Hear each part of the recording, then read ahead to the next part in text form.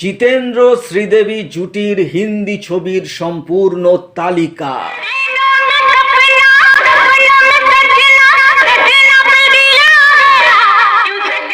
ভিডিওতে আমি আপনাদের জানাবো জিতেন্দ্র এবং শ্রীদেবী দুজনে মিলে একসঙ্গে মোট কটি ছবি করেছিলেন এবং সেই সব ছবির বক্স অফিস কিরকম ছিল। তার আগে এখনো যদি আপনারা চ্যানেলটিকে সাবস্ক্রাইব না করে থাকেন, যারা বলিউড ছবির ভক্ত, এখনই চ্যানেলটাকে সাবস্ক্রাইব করে নিজেদের সংগ্রহে রেখে দিন। তো চলুন আমরা দেরি না করে ভিডিওটা শুরু করে ফেলি।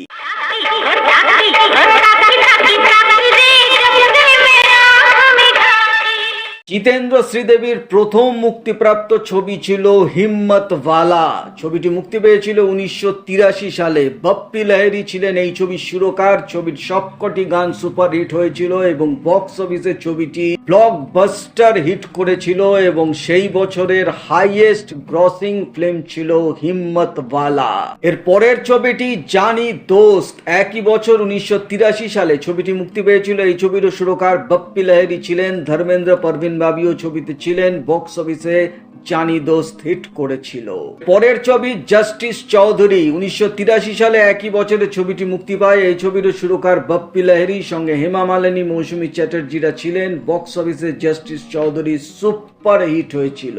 পরের ছবি মাওয়ালি। একই বছর 1983 সালে এই ছবিটি মুক্তি পেয়েছিল। এই ছবির সুরকার বাপ্পি লাহিড়ী ছিলেন। জয়প্রদা দ্বিতীয় নায়িকা ছিলেন এবং বক্স অফিসে ছবিটি সুপার হিট হয়েছিল। তো ব্যাক টু ব্যাক চারখানি ছবি জিতেন্দ্র শ্রীদেবীর পর পর হিট করে। এর পরের ছবি আকলমন্দ। 1984 সালে এই ছবিটি মুক্তি পেয়েছিল। এই ছবির সুরকার ছিলেন লক্ষ্মীকান্ত প্যারেলাল। বক্স অফিসে ছবিটি যদিও চলেনি, ফ্লপ হয়েছিল। পরের ছবি তোফা। 1984 সালে এই ছবিটি মুক্তি পেয়েছিল। এই ছবির সুরকার ছিলেন বাপ্পি লাহিড়ী। জয়প্রদা ছবিতে ছিলেন দ্বিতীয় নায়িকা এবং বক্স অফিসে এই ছবিটি সুপার হিট হয়েছিল। এর পরের ছবি আসে মাকসাদ। একই বছর 1984 সালে ছবিটি মুক্তি পায়। বাপ্পি লাহিড়ী ছিলেন এই ছবির সুরকার। জয়প্রদা, রাজেশ খান্না ছবিতে ছিলেন। বক্স অফিসে মাকসাদ ব্লকবাস্টার হিট করেছিল।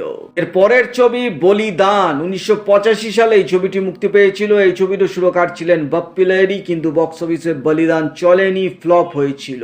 পরের ছবি সরফরোশ। একই বছর 1985 সালে ছবিটি মুক্তি পেয়েছিল। লক্ষ্মীকান্ত প্যারেলাল ছিলেন এই ছবির সুরকার, কিন্তু বক্স অফিসে সরফরোশ চলেনি, ফ্লপ হয়েছিল। এর পরের রিলিজ সুহাগন। 1986 সালে এই ছবিটি মুক্তি পেয়েছিল। এই ছবির সুরকার বাপ্পি লাহিড়ী ছিলেন। পদ্মিনী কোলাপুরি, রাজ বাব্বার রাও সঙ্গে ছিলেন। বক্স অফিসে সুহাগন ফ্লপ করে।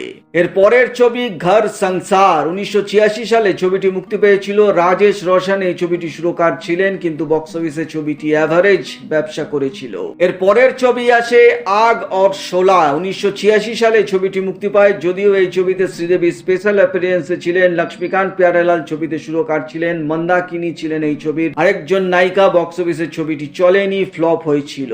পরের রিলিজ ধরম অধিকারী। 1986 সালে ছবিটি মুক্তি পেয়েছিল। বাপ্পি লাহিড়ী এই ছবির সুরকার ছিলেন। দিলীপ কুমার ছিলেন প্রধান চরিত্রে এবং বক্স অফিসে ধরম অধিকারী অ্যাভারেজ ব্যবসা করেছিল।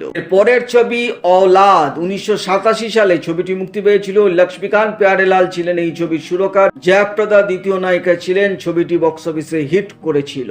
এর পরের ছবিটি আসে মজাল। 1987 সালে একই বছরে ছবিটি মুক্তি পায়। বাপ্পি লাহিড়ী ছিলেন এই ছবির সুরকার। এই ছবিতেও জয়প্রদা দ্বিতীয় নায়িকা ছিলেন। বক্স অফিসে ছবিটি অ্যাভারেজ ব্যবসা করেছিল।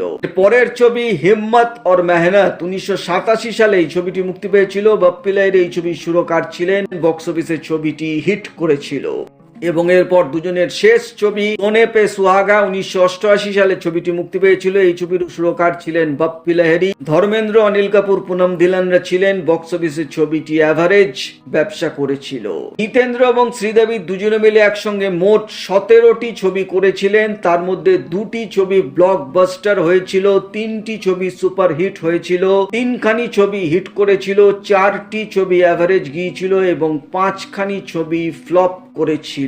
এই ছিল জিতেন্দ্র এবং শ্রীদেবীর উপর একটি ভিডিও। আশা করি ভিডিওটা ভালো লাগলে একটা লাইক অবশ্যই করে দিয়ে যাবেন। চ্যানেলটিকে সাবস্ক্রাইব করতে ভুলবেন না যারা বলিউড ছবির ভক্ত। তো দেখা হচ্ছে পরের ভিডিওতে নতুন কোনো ভিডিও নিয়ে আবার আপনাদের সামনে আসবো। ততক্ষণে সবাইকে নমস্কার।